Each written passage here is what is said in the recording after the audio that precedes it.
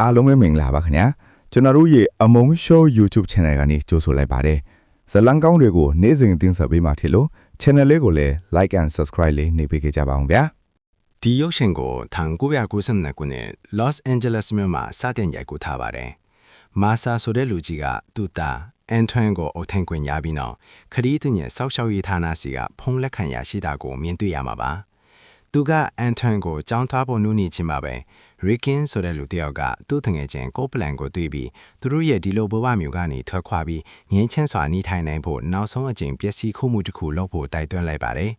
မာဆာရဲ့အိမ်မှာတော့အန်ထွန်းကိုမနှက်စာကြွေးပေးမယ်သူကမစားပါဘူးအဲ့ဒီချိန်မှာပဲရေဒီယိုသက်တင်းတွေထဲမှာလူဖြူရဲ့ Rodney King ဆိုတဲ့လူကအပြစ်မဲ့အလူမဲ့တယောက်ကိုရဲအရာရှိတွေနဲ့အတူရဲဆက်ဆက်ရိုက်နှက်ခဲ့တဲ့ကိစ္စနဲ့ပတ်သက်ပြီးတရားရင်ဆိုင်နေရတဲ့အကြောင်းလူမဲ့အတိုင်ဝိုင်းကအဲ့ဒီကိစ္စကိုစိတ်ဝင်စားစောင့်ကြည့်နေတဲ့အကြောင်းကြားနေရပါတယ်။မာဆာကအန်ထွန်းနဲ့စကားပြောဖို့ကြိုးစားပေမဲ့အန်ထွန်းကတော့သူ့ငယ်ဘဝတစ်ချောင်းလုံးဘာလို့ဆွန့်ပစ်ခဲ့တာလဲသူ့အမိမတော်စားမှုထိချိန်မှာဘာလို့မလာခဲ့တာလဲဆိုတာကိုမေးခွန်းထုတ်ပါတယ်။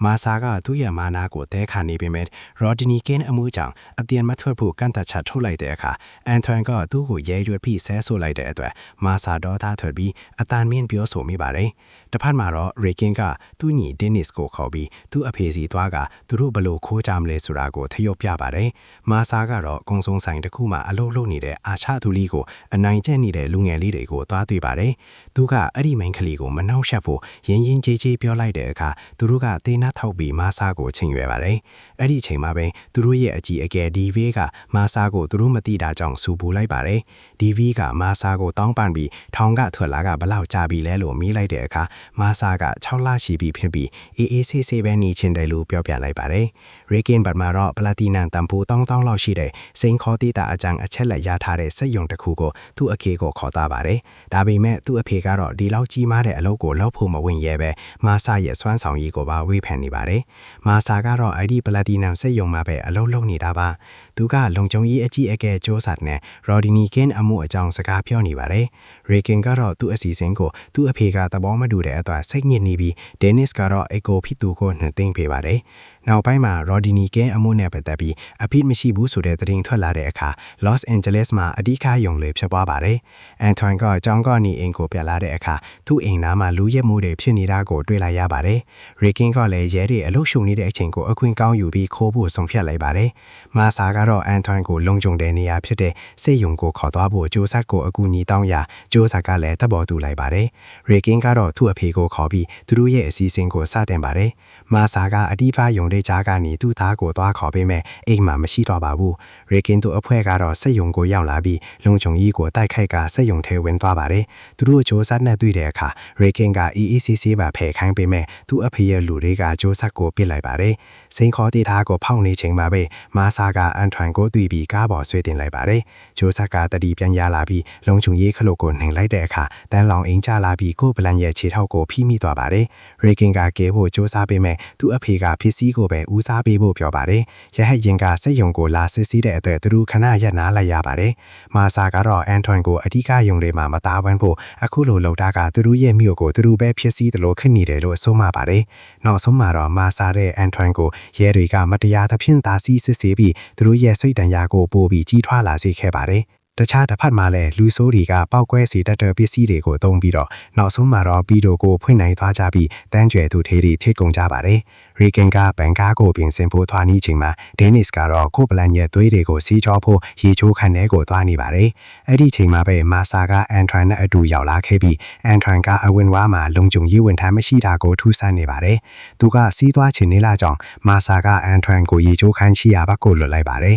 ။အန်ထွန်ဝေလာတာကိုမြင်ပြီး Dennis ကလန့်သွားတာကြောင့်အန်ထွန်ကိုတင်နဲ့ချိန်လိုက်ပါတယ်။တစ်ချိန်တည်းမှာလည်းမာဆာကဂျိုးဆတ်အသက်ခံထားတာကိုတွေးသွားပြီးဂျိုးဆတ်ရတင်နဲ့ကိုယူကရှေ့ကိုဆက်တက်သွားချိန်မှာလူဆိုးတွေကသူ့ကိုဝိုင်းဖစ်ကြပါတယ်။သူကအဲ့ဒီကနေလွတ်တောင်းပြေးပြီးအန်ထွန်ကိုလိုက်ရှာပြီးမိပြောင်းနေတာကိုတွေ့လာရပါတယ်။သူကပစ္စည်းတင်တဲ့နေရာကိုပြေးသွားပြီးလူဆိုးတွေကိုတိုက်ခိုက်ဖို့မီးတွေကိုဖျက်လိုက်ပါတယ်။လမ်းမှာတွေ့တဲ့လူဆိုးတယောက်ထရတယောက်ကိုထိုးချိန်ပြီးပစ္စည်းတင်တဲ့နေရာကိုပြန်ပြေးသွားချိန်မှာတော့ Rikin ကဘန်ကားကိုပါကင်ထိုးနေတာကိုတွေ့သွားပါတယ်။သူက Rikin Rikin ကိုလက်ထီတစ်ချက်နဲ့အလေထိုးလိုက်ပြီးခေါ်သွားပါတော့တယ်။ Dennis က Antwan ကိုသူ့အဖေစီခေါ်သွားပြီးသူ့အဖေက all hit ငိုယိုနေတဲ့ကို plan ရဲ့ရှေ့မှာ Antwan ကိုစစ်မေးပါတော့တယ်။ကို plan ကတော့သူ့ခြေထောက်ကိုဖြတ်ပစ်လိုက်ရတာကြောင့်နာကျင်နေတာပါ။မာဆာကလည်း Rikin ကိုစစ်မေးဖို့ကြိုးစားပြီးမဲ့ဘာမှမသိရတာကြောင့်သူတို့တွေ Platinum တွေကိုခိုးဖို့ရောက်နေတာဆိုတာကိုရိပ်မိသွားပါတယ်။ဒါကြောင့်သူကဗီဒီယိုရှိတဲ့အခန်းထဲကိုခိုးဝင်သွားပြီး Rikin နဲ့ယုံမာတဲ့အဖေကသူ့သားကိုချိန်ချောက်နေတာကိုတွေ့သွားပါတယ်။ကို plan ရဲ့ all hit တန်ဒီကို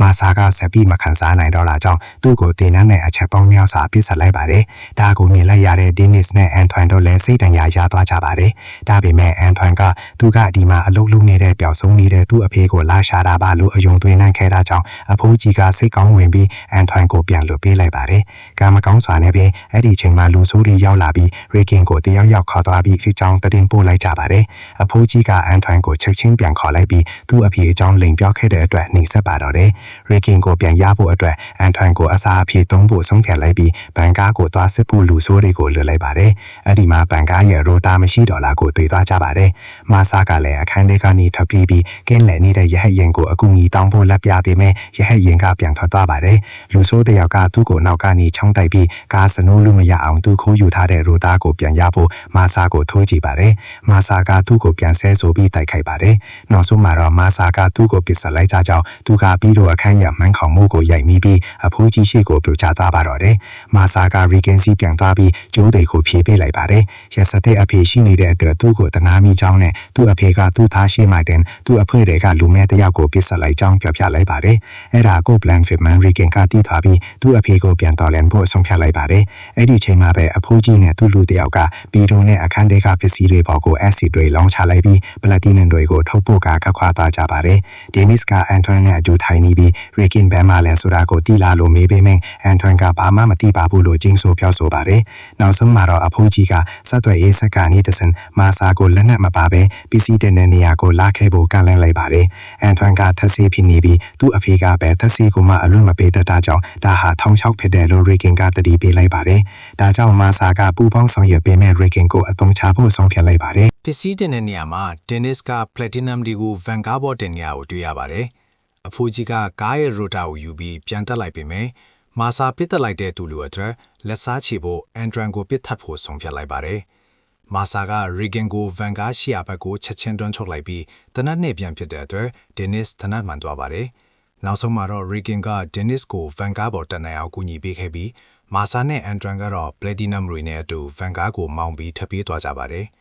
ပိုက်ဆံမန်နေတဲ့ Rikin ရဲ့ဖေကအဝင်ဝါနာမှာရှိတဲ့မာဆာရဲ့ကားကိုသူ့လူနဲ့အတူခိုးယူပြီးသူတို့နောက်ကိုလိုက်ပါတော့တယ်။ Dennis က Rikin ရဲ့လက်ထဲမှာတင်တေဆုံးသွားတဲ့အခါသူကရန်ဝမ်းနေသွားပြီး Vanguard တကားကိုဖွင့်ကသူ့အဖေကိုစပြီးဖြစ်ခတ်ပါတော့တယ်။အဲ့ဒီချိန်မှာပဲလူဆိုးကသူ့ကိုရင်ဘတ်ကိုပြစ်လိုက်ပါတယ်။တတိမိတ်မသွားခင်မှာသူကလူဆိုးကိုပြန်ပြစ်နိုင်ခဲ့ပေမဲ့Antwan နဲ့မာဆာတို့ကတနတ်တန်တွေကြောင့်အာယုံပြတ်လွန်သွားပြီး Vanguard ကိုပြင်းပြင်းထန်ထန်တိုက်မိသွားပါတော့တယ်။အဖိုးကြီးက Vanguard နားကိုရောက်လာပြီးမီးပြင်းပေါ်မှာပြန့်ကျဲနေတဲ့သူရဲ့တန်ဖိုးမရှိတော့တဲ့ Platinum တွေကိုကြည့်နေပါတယ်။သူကတေအန်ဆဲဆဲဖြစ်နေတဲ့ Rikin ကိုကြည့်ပြီးသူ့အတွက်အဖေကောင်းတယောက်မချစ်ခဲ့တဲ့အတွက်တောင်းပန်စကားဆိုကသူ့ခေါင်းကိုတနတ်နဲ့ပြစ်ထပ်လိုက်ပါတယ်။မာဆာက Vanguard ကနေသွားပြီးထလာတဲ့အထမ်းကိုကြားတဲ့အခါသူ့ကိုပြစ်ထပ်ဖို့လာခဲ့ပေမဲ့Antwan ကအတုံးရင်းနေတဲ့လက်တွေနဲ့သူ့ကိုနောက်ကနေပြစ်တက်လိုက်ပြီးသူ့အဖေကိုကယ်တင်လိုက်ပါတယ်။စကားကတော့တားအဖေနဲ့ရောက်ဖက်လဲတကယ်နဲ့သူတို့ကားလေးနဲ့ထန်ခွာသွားတာနဲ့ဆက်သိမ်းသွားပါတော့တယ်